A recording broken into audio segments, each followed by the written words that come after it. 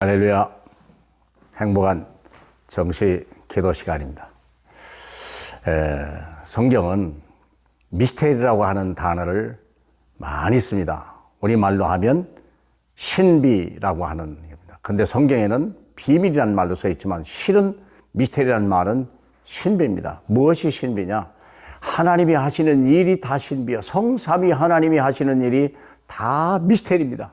왜 미스테리냐? 세상 사람은 듣도 보지도 못하고 한 번도 경험해보지 못한 것이고, 그런데 믿는 자에게만 주시는 하나님의 특별한 비밀이 있다는 거, 그게 10가지. 그래야 우리는 새로운 내가 세상에서 모든 걸 이기는 응답을 받았어. 하나님은 우리를 그냥 부르시고, 육은 똑같은데요, 영적인 세계를요, 완전히 세상과는 다른 것을 우리에게 주신 거예요. 얼마나 놀라운 일입니까? 생각해 보세요. 그게 완전히 엔진을, 우리가 뭐 차체는 별 볼일 없는데요, 엔진을 그냥 완전히 새 것으로 갖다 기가 막힌 마력으로 갖다 바꿔놨다고 생각해 보세요. 겉으로 봐서는 잘 몰라요. 고린도후서 4장 7절에 보니까 질그릇 같은 우리 속에 우리가 하나님의 보물을 얻었다고 그러잖아요. 이미 큰 능력이 우리에게 있지 아니하고 하나님께 있다라고 얘기했거든요. 그러면 우리가 10가지가 뭐냐면, 제일 중요한 건 독립이에요. 여러 가지 어려운 사건이 많, 때로는 집안에서 어려운 일을 맡고, 부모를 잘못 만났거나 형제를 잘못 만났거나 학교에서 친구를 잘못 만났을 때 우리는 상처를 입잖아요. 그게 상처 입으라는 뜻이 아니고 독립하라는 뜻이요. 주님 한 분으로 충분하라. 그런 사람하고 사귀지 마라. 오늘 근데 그런 사람 못 사겠다고 우리가 불고 넘어지고 있잖아요. 이게 얼마나 잘못된 삶이에요. 독립을 시켜라. 그렇죠. 홀로 사는데 성공한 사람 되라. 두 번째 비밀이 뭐냐면, 우리가 영적인 사실, 눈에 보이는 것이 아니라 영적인 사실이 아니라 진실을 보게 만들어라. 진실을 보게 만들어야 돼요. 무슨 말이냐면, 요셉이라고 하는 사람이 노예로 팔려갔는데 요셉은 다른 걸로 봤어요. 하나님이 자기를 애굽의 선교사로 보냈다는 영적 사실을 알게 된 거예요. 해석을 달리한 거예요. 그러면 여러분이 혹시 어려움을 당하고, 혹시 때론 면직도 당하고 왕따 당하는 일도 생길 수 있잖아요. 그게 하나님의 계획을 바라봐야지, 눈으로 보는 것 가지고는 안 되죠. 역발상. 우리 그렇다면 어떤 일이 벌어지냐? 역반상. 반대에서 열려요.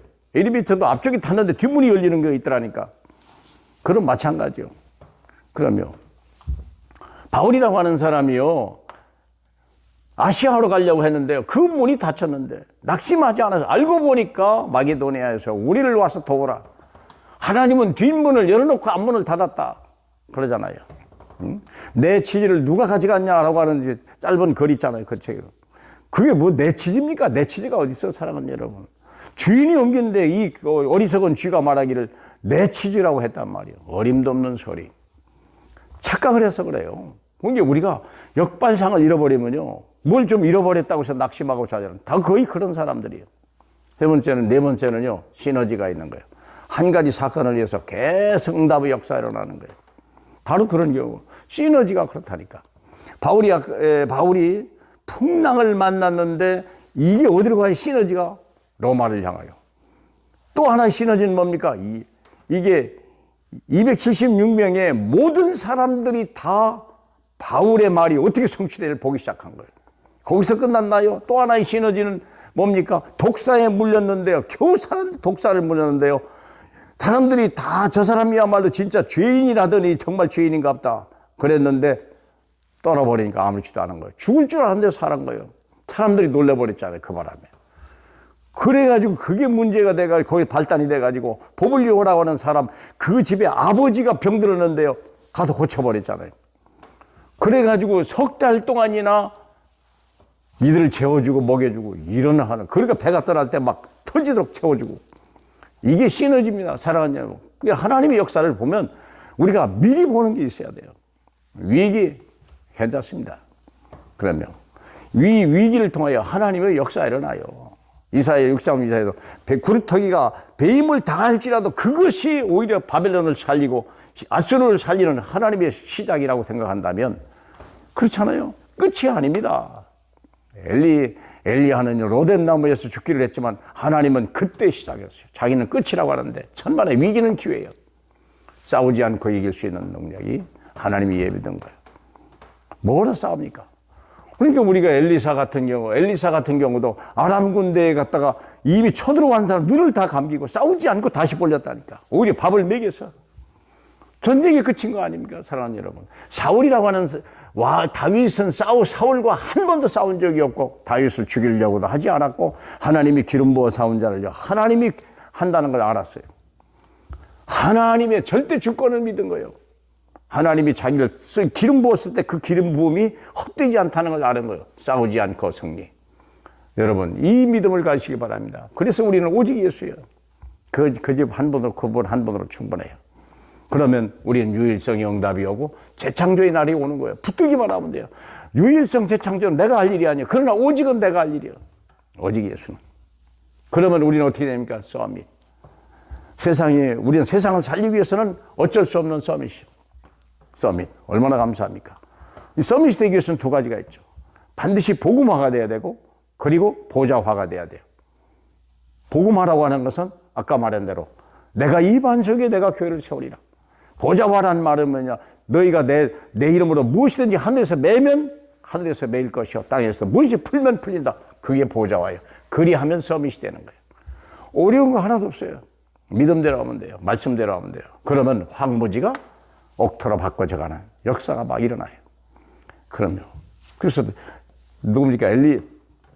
이삭이라고 하는 친구가 처음에는 모든 걸 뺏겼는데요. 뺏기는 게 아니에요. 모든 걸 다 얻어버린 거예요. 결국 와서 사정하고 부탁하고 서로 같이 친구하자고 그러잖아요. 놀라운 일이죠. 그래서 우리는 하나님의 절대 주권 속에서, 절대 계획 속에, 절대 능력 속에, 하나님의 절대 시간표 속에, 하나님의 절대 목표 속에 저와 여러분이, 그래야 우리 후대와 새신자들이요, 저와 여러분을 바라보고 따라오는 거예요.